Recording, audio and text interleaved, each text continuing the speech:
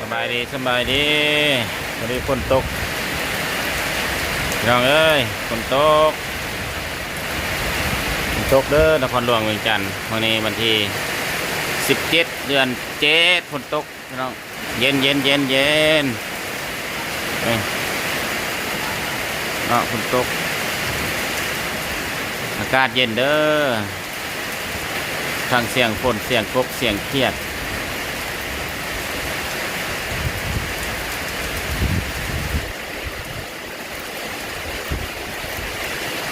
เสียงธรรมศาสตร์ไม่ค่าลมก็มาเนี่ยนะ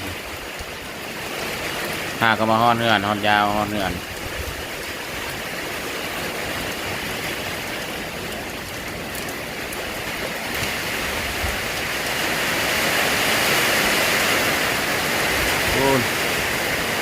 ท้องฟ้า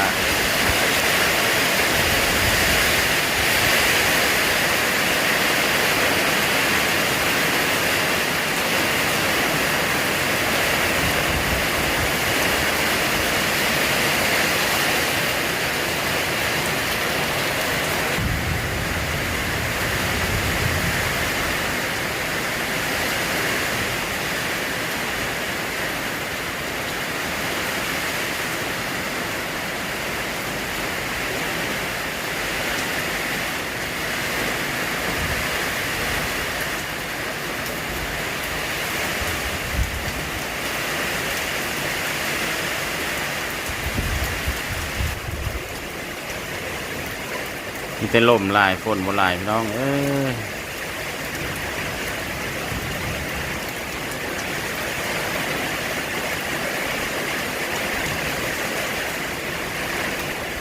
ทายจากนาบานทายนาบานนาเงื่อนนี่แหละ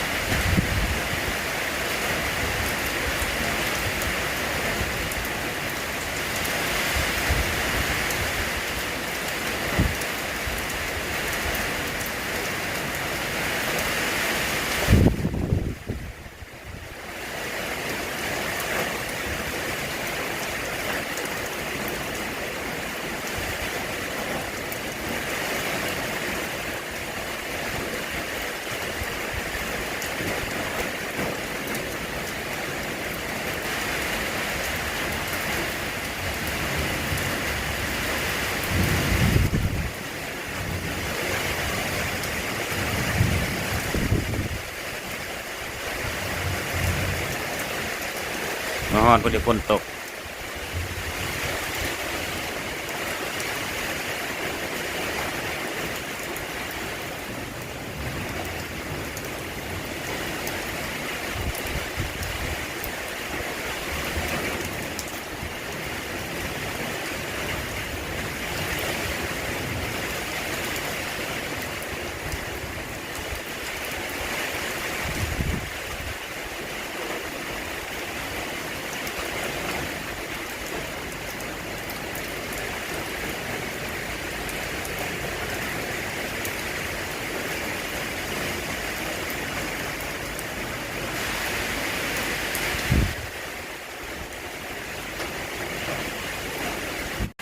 สบายดีสบายดีวันนี้ฝนตกพี่น้องเอ้ยฝนตกเด้อนครหลวงเวียงจันทร์วันนี้วันที่17 เดือน 7ฝนตกพี่น้องเย็นเอ้ยฝนตกอากาศเย็นเด้อทางเสียงฝนเสียงกบเสียงเครียด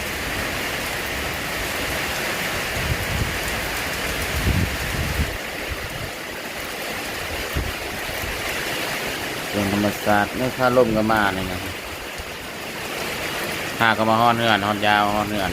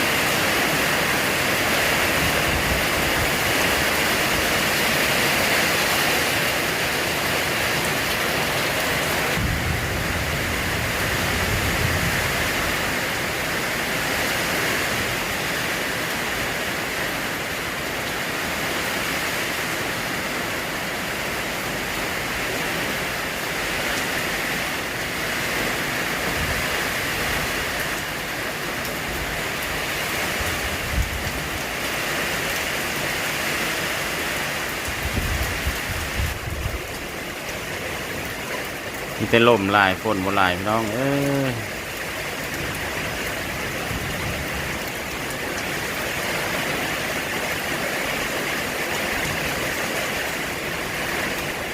ถ่ายจากหน้าบ้าน